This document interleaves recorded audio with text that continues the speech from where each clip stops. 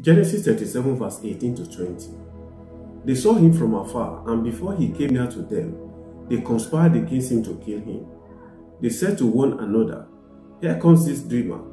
Come now, let us kill him and throw him into one of the pits. Then we will say that a fierce animal has devoured him, and we will see what will become of his dreams." By the power that raised Jesus Christ from the dead, every household wickedness, ganging up or conspiring to rubbish your destiny, shall receive the judgment of God and be disgraced in the mighty name of Jesus Christ. Hello everyone, I'm Brother Stephen. Welcome back to my YouTube channel.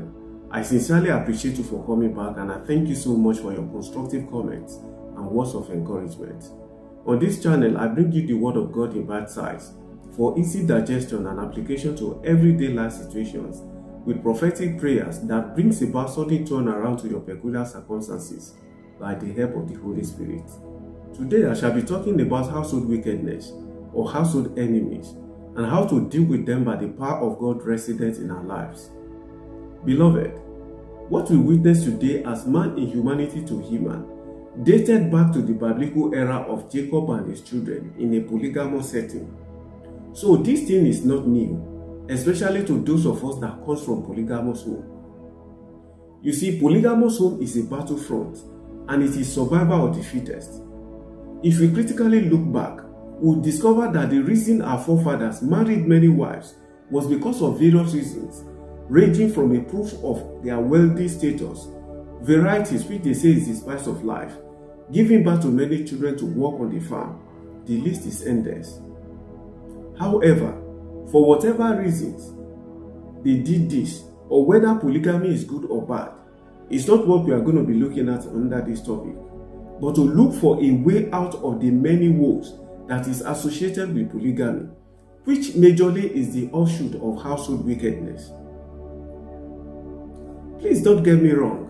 I'm not saying categorically that polygamy is the only reason household wickedness prevails in various homes, because even in a monogamy, we have children of the same father and mother dealing with themselves. For instance, Jacob and Esau in the Bible.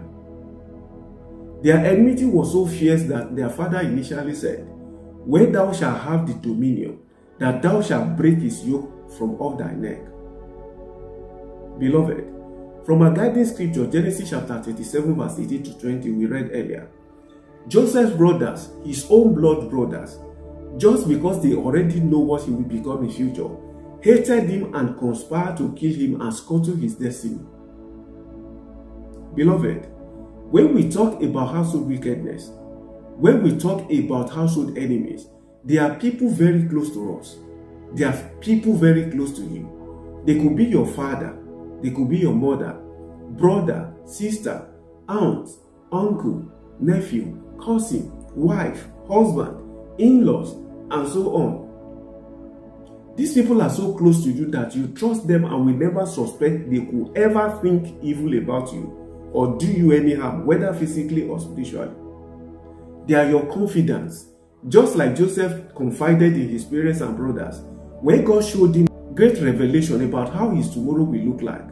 But one major error Joseph made was to call a crusade or family meeting where he shared his dreams to people he thought were his close confidants, people he believes will support him to realize his dreams. But instead, what did they do? They planned not only to prevent his wonderful dreams coming to pass, but to take his life in the most cruel manner and finally put the last nail on the coffin of his destiny. Every household wickedness that already has an inkling of how your tomorrow will look like, and they are planning to rubbish your life, shall be disappointed and be disgraced in the mighty name of Jesus Christ. You see, at the end of the day, just because God has plan and purpose for the life of Joseph, God disappointed the plans of household witchcraft upon his life and made them to bow down in shame before him. He said, "But as for you, ye thought evil against me, but God meant it unto good, to bring to pass as it is this day, to save much people alive."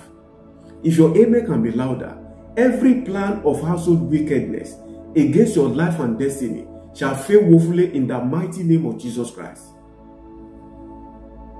Beloved, household enemies don't care about the blood relationship they share with you.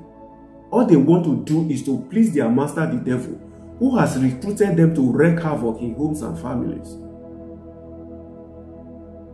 One of their agenda is to gather information about you through physical or occultic means and hinder the manifestation of God's plans for your life. You see, most times, because they are close to you and you believe you can trust them, you don't hold back from releasing vital information about your life or next move to them.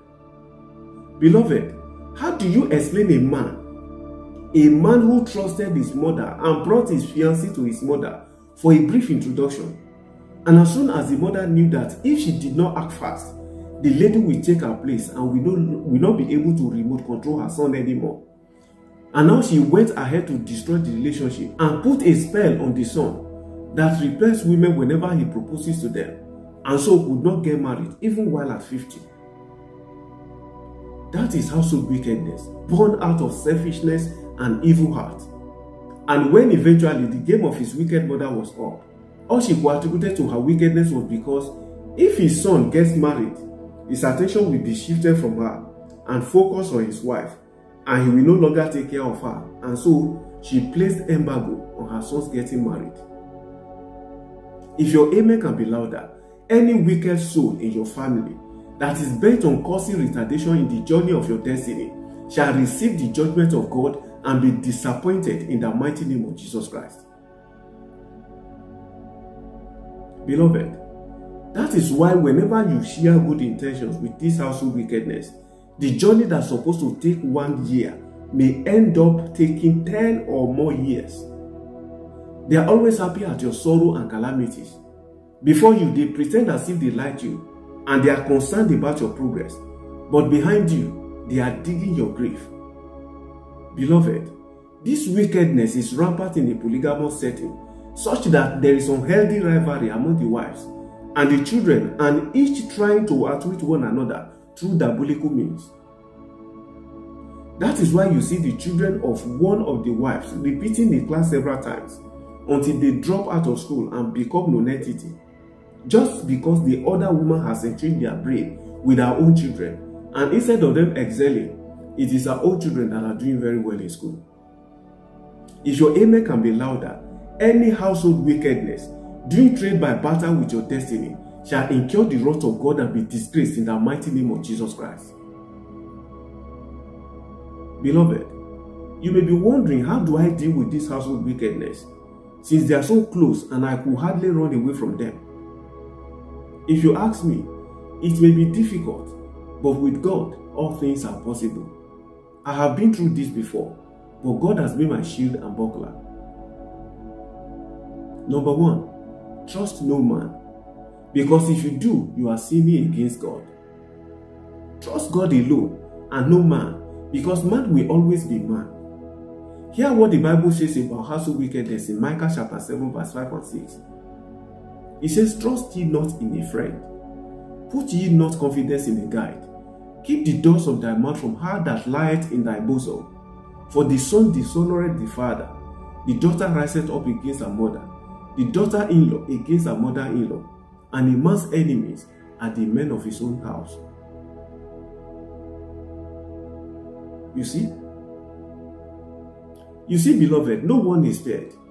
The word of God says, guard the doors of your mouth even from your own wife. We live in a wicked world, and the Bible says the heart is deceitful above all things and desperately wicked. Who can know it? That is why, beloved, you don't need to announce some things until they announce themselves. Don't share your testimony until they share itself. These enemies are waiting to elicit information from you and use it against you. A woman who has been waiting upon the Lord for the fruit of the womb, and she suddenly misses her period, and perhaps the doctor confirms she is pregnant, and straight away went ahead to share her joy with these unfriendly friends, may soon lose the pregnancy, because in the first place, they don't want her to have a child of her own, let alone becoming pregnant. So shut your mouth up and wait for the pregnancy to announce itself while you continue to trust God for safe delivery. Beloved, the Bible records that Elizabeth hid her pregnancy for 6 months until she was visited by her cousin Mary, and John the Baptist himself, from the womb, announced himself and exchanged greetings with Jesus in the living room of Elizabeth. Nowadays, as soon as a woman receives scan results of her pregnancy, the internet or social media will be the next place to announce it, and a month-to-month broadcast of how the baby is growing even until the day of delivery. Some even record the delivery process and post it online. Now you may be wondering why we have a whole lot of children in this category turn out to be malformed or born with some terrible conditions that the parents will begin to nurse just because these wicked powers, through their redesigning powers, has altered the original state of the child, just to cause sorrow in the life of the parents. Some of them who originally was meant to be born as male turned out to be female, or some came as hermaphrodite. These are some of the terrible things that happens when these enemies gain access into your private life with tangible information they can use against you. I made a video a week ago where I talked about redesigning powers. Powers that will turn someone who is meant to be a renowned scientist to a beggar. Beloved, how do you deal with this household wickedness? How do you deal with them? You deal with them by being wise as serpents and gentle as dove. Don't broadcast yourself unduly. They will use that information against you because most of the time they capitalize on the information you release to them in order to harm you. Number 3, you must be prayerful and live a holy life. Cultivate the habit of praying strategic prayers. Wake up in the middle of the night and fire prayer arrows to their camp until they are totally put in disarray. You may want to say, but the Bible says we should pray for our enemies. Yes, that is true. But don't forget we wrestle not with flesh and blood. So you are not praying against one horrible uncle in the village or one wicked mother-in-law, but against the spirit behind their operation to weaken them, paralyze them, and render them impotent until you become too hot to handle for them and they hands off your case. Number 4, you must learn how to bridle your tongue. It is not every plan of your life you unfold to anyone, no matter how close. Beloved, contending with household wickedness is not a joke. I have been there before, but because God has promised He will contend with those who contend with you, all you need to do is to align yourself to the will of God and queue behind Him as you watch Him destroy your enemies right before your face.